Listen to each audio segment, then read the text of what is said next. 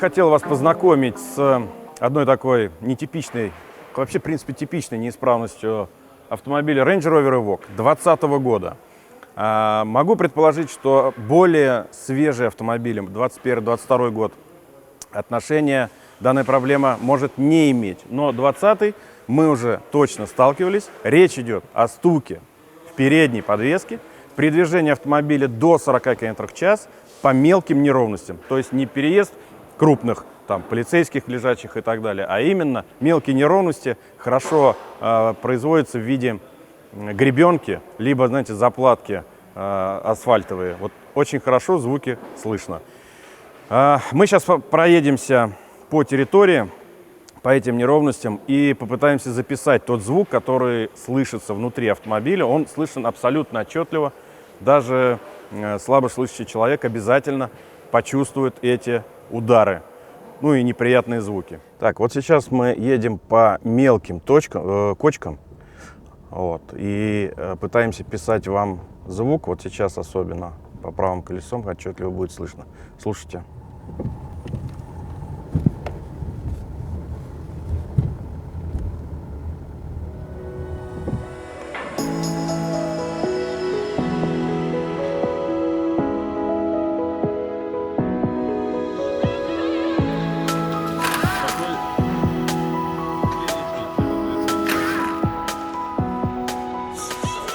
Итак, мы находимся под автомобилем сейчас, значит, мы подняли его на подъемнике, сняли переднюю часть защиты, она лежит вот сейчас здесь на столе. Сняли две защиты, идущие по бокам, вот здесь, вот они, кучка грязи, это с них. Значит, и, соответственно, то, с чем мы будем заниматься, это сайлентблоки, задние сайлентблоки нижних рычагов. Значит, обращаю внимание, несмотря на то, что цвет рычага кажется алюминиевым, он стальной. Вот, значит, заниматься мы будем с ними. Наша задача вкратце – это выпустить гидравлическую жидкость из резинового наполнителя.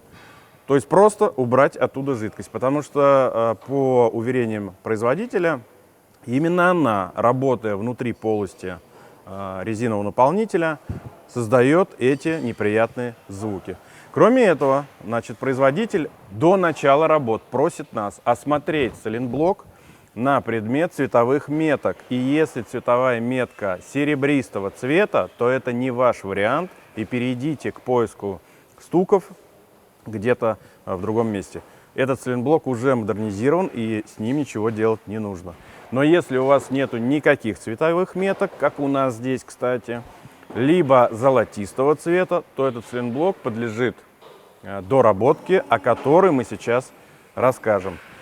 Сейчас мы снимаем колеса, настраиваем сверлящие инструменты.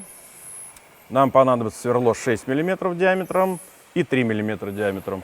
Ну и какая-то дрель или шуруповерт. Наша цель, как я уже сказал, значит, гидравлическую жидкость удаляем и промываем полость с помощью очистителя. Ну, в общем, продолжаем. Сейчас Вадим, наш помощник-механик, значит, сверлит заливное отверстие сверлом диаметром 6 мм на глубину не более 23 мм. Внимание, это очень важно. Больше сверлить нельзя, потому что в бюллетене написано, что в противном случае вы можете повредить сайлентблок. Сейчас Вадим сверлит заднюю часть сайлентблока, точнее его металлический корпус, сверлом 3 мм на глубину не более 3 мм. То есть нужно просверлить только корпус, а не дальше.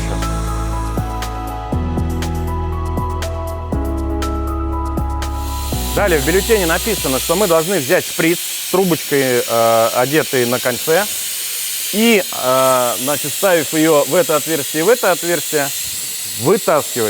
высасывать жидкость. Не менее 50 мл должно это дело происходить. После этого мы обязаны промыть очистителем, продуть, значит, полости, и с данным сайлентблоком работа будет закончена. Значит, мы используем в данном случае пневматическую систему для удаления жидкости из сайлентблока. В бюллетене написано, что количество жидкости, которое мы должны удалить, порядка 50 мл. Вот смотрите, наша задача, что мы брызгаем очистителем в заливное отверстие, а из просверленного сзади выливается. Мы обязательно обязаны очень хорошо промыть от гидравлической жидкости наш сайлентблок.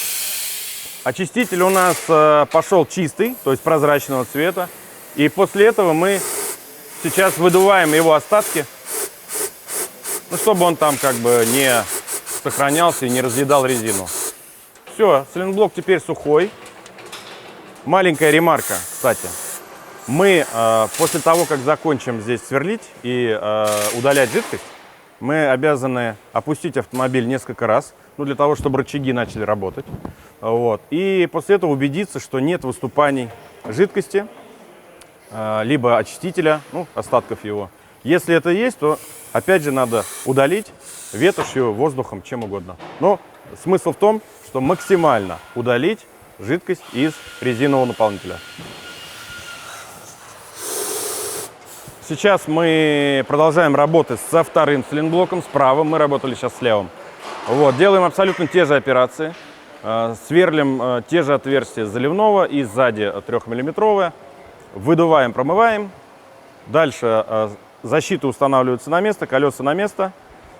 Несколько раз опускаем автомобиль на землю, поднимаем и проверяем, что лишних выделений из наших отверстий просверленных нет. То есть мы удалили жидкость хорошо. После этого будет пробная поездка и будем смотреть на результат, потому что звук был отчетливый, искать его было не надо, он был, так сказать, спровоцировать его было легко.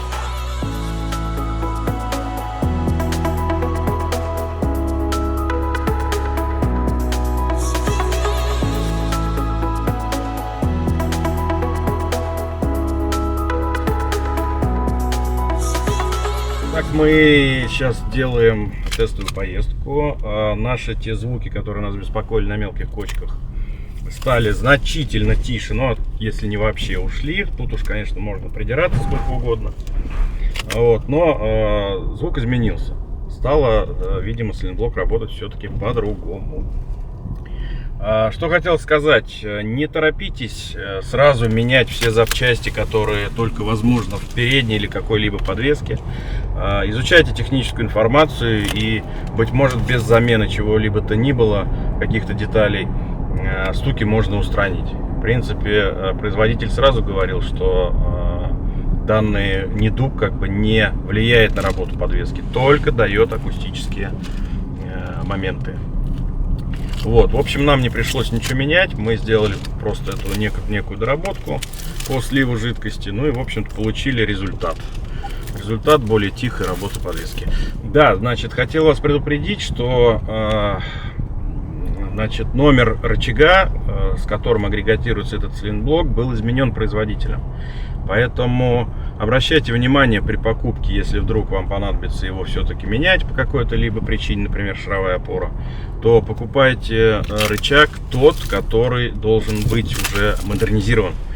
Либо, если вы все-таки купите рычаг старого образца, то есть со старым сайлентблоком, а я напоминаю, что это цветовая маркировка, либо ее отсутствие, вот, то целесообразно сделать доработку сразу, не устанавливая рычаг. Это будет удобней и более просто сделать. Вот и все.